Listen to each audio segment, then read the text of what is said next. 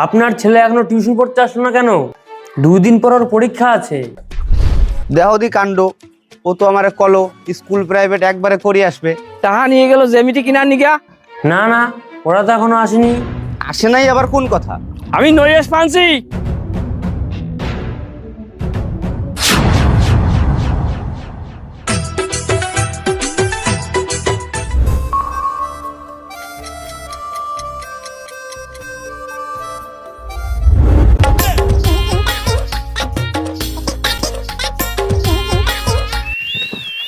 ও madam, তোমারে তো বাড়ি সুন্দরী লাগতেছে, নাম্বারটা দিয়ে যাও।